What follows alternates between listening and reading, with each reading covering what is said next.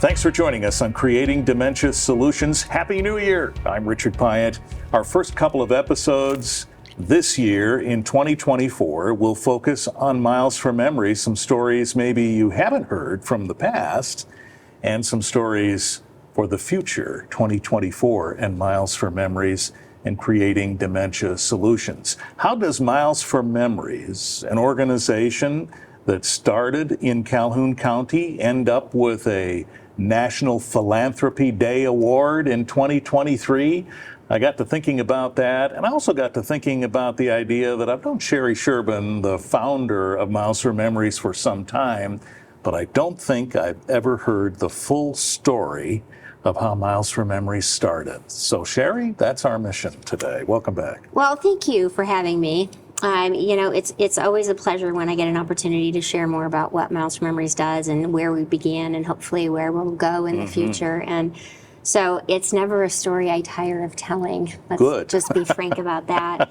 Miles for Memories really began out of really the intention of a group of people who found that there were needs for folks in our community today that were diagnosed with Alzheimer's or other types of dementia that needed support, right? It was important to search for a cure, and it still is important to search for a cure, but I can't do that locally, right? But what I can do locally is to identify a person here that needs support, whether it's the individual that's living with dementia or their caregiver, and really being able to double down on who that caregiver happens to be and how we help them through this same journey. Because it's as much as, if not more sometimes, a struggle for them. Well, it makes sense that there is a lot of focus on some of the research and the cure focus and medication and things of that nature. And we certainly have talked about some of those things, but you recognized a need for support short of that. Mm-hmm. Yeah, so our group got together. We figured out collectively within our group what we felt were the most pressing needs for the community. And one of those needs that really jumped to the top of everybody's list was, what happens with our wanderer?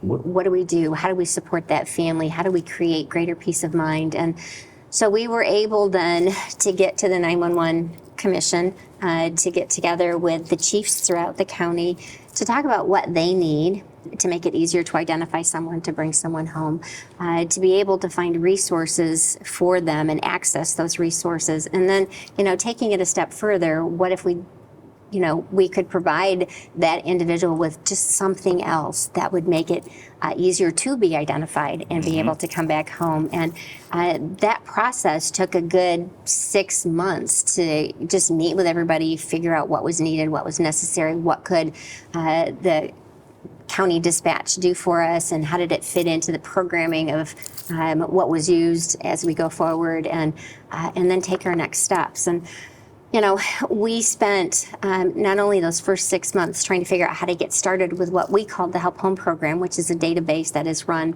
through the county dispatch. That database is immediately accessible to any law enforcement personnel, right, on scene. So it didn't matter whether you were with the sheriff's office or the city, or whether it was with the state even. They could all access that information directly and just make it easier for folks to move forward. Being able to access it directly is a little bit different than the police officer calling dispatch to get the information that they felt was pertinent to share, versus being able to bring it up, look at it, and go, oh, you're in the back room in the house, and this is how we get to you. And so that was the beginning. And then we wanted to start developing a variety of different devices that would help make identifying someone easier. So when you go back to the very beginning of Miles for Memories and the notion of supportive programming, technology was a consideration even then. Yeah, right from the get-go. Yeah. And we brought in some very important, I think, partners in the program. Get My Idea was one of the partners that was willing to work with us and develop something moving forward. And then we worked finally with Verizon to develop our GPS watch. And initially, each one of those organizations were like, we tried this and nobody was interested. And I said, well, we're going to go at it from a little bit different perspective. And if you're willing to make some changes with us along the way, I think we can create a product that will be beneficial. And they were willing to jump on board. And it has been. And we were just discussing before we began recording that you've had interest from a number of different states now. Yes. Organizations like Miles for Memories elsewhere that have said, we need that technology. You know, and part of it is, well, it wasn't the intention, right? But the Michigan Health Endowment Fund offered some additional dollars to move our technology along a little bit faster in Calhoun County, which it was able to do because it would have taken us much longer to get where we're at without those additional dollars. And then they got to see the results of the work and went, wow, that's really pretty cool. And if we could help you, would you make that technology available across the state? And I went, our group thought it was a great idea. If you can use something that makes it easier to identify and bring somebody home, why wouldn't you share that? Sure. Right?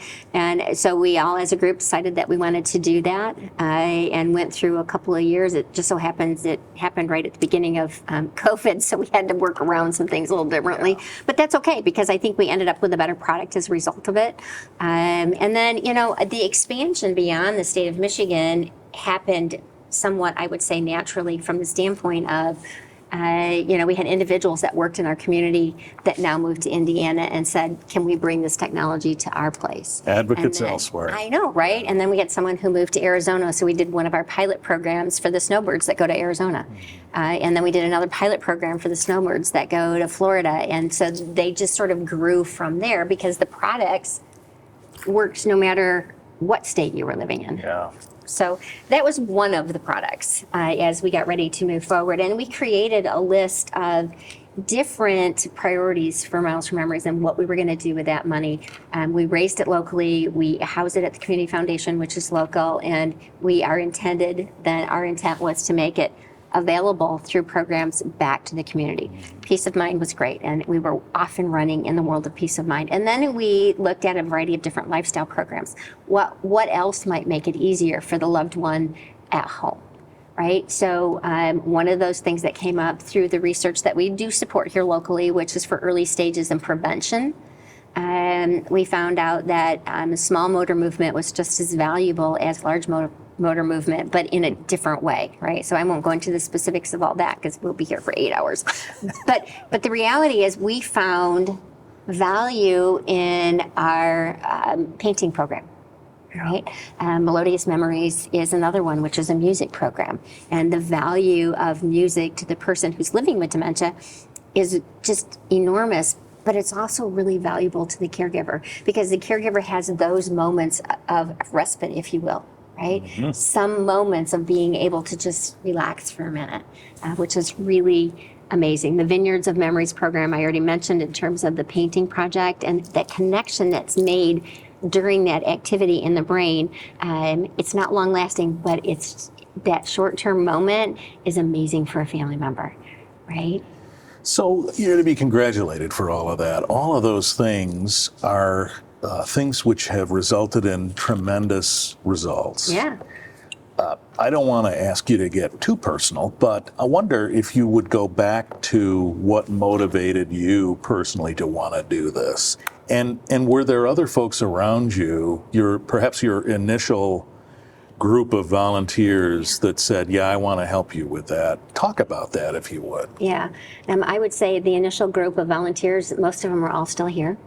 One moved to Arizona, as you may have already figured out, but their lives were all impacted by some form of dementia in some way, whether it was directly at work or whether it was with a family member. They all had the experience of, one, that sense of bewilderment and what do I do? I'm kind of lost in my next steps.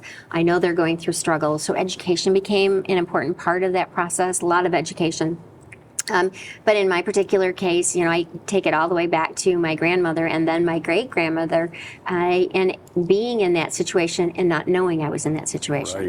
Right. We've kind of talked about that before and learning from that. But watching my mother try to determine what she needed to do for her mother was sort of heartbreaking.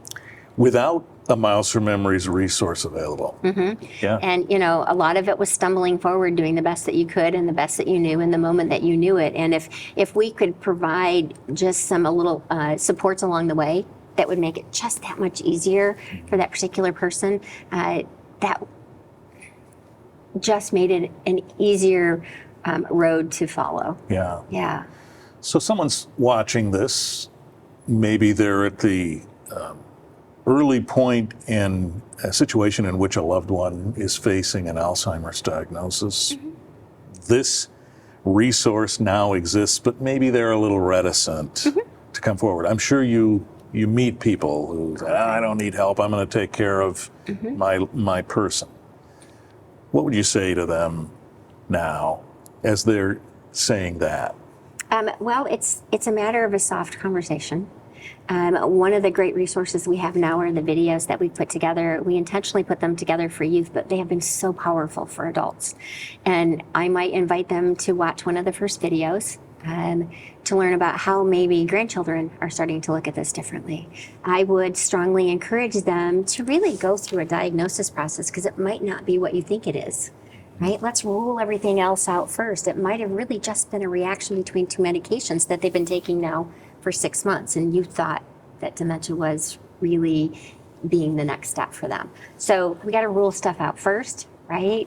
But people are a little scared to do that. Yep. The booklet that we have here is really quite excellent in terms of just a really brief understanding about dementia. And it does go through that screening process, screening whether you're a caregiver, screening for things. You can do an online test. You can print one out and just answer questions and go, all right, this gives me at least some information to take the next step. Yeah. Right? So educated, informed might be a good way to say that. It gives you a bit of empowerment to take the next step. But we talk to people every single week. They go, I see this, I see this, I see this, I see this. And I said, but what don't you think you're seeing? Right? What do you think I'm going to be able to tell you that you haven't already figured out on your own? Yeah. And a lot of times they just need permission to take the next step. And by that, you simply mean a notion from someone with knowledge that it's okay Right. to move forward and investigate. Yeah. And I am not a clinician, so I would refer them to that. And it's important to take that step, or to take one of these at least immediate quizzes for you to go, yeah, I need to at least evaluate or start ruling things out. All right. Well, there's some history about Miles for Memories. And in our coming episode, we'll talk a little bit about what the future looks like for Miles for Memories in 2024. Sherry Sherman will be back with us for that as well. And that's in our next episode. So be watching and listening for that. MilesForMemories.org, lots of information. In fact, the booklet to which Sherry referred is available in electronic form for download, or just read right there on the website, MilesForMemories.org. So check that out. You don't have to go looking for that elsewhere. It's right there at your fingertips by way of computer and the internet. So check that out. And the technology to which she referred is detailed on the website as well, and you might think about picking a couple of those up and perhaps helping a loved one and feeling more secure about helping to get back home if needed. I'm Richard Pyatt. Creating Dementia Solutions is our program. Thanks for being with us.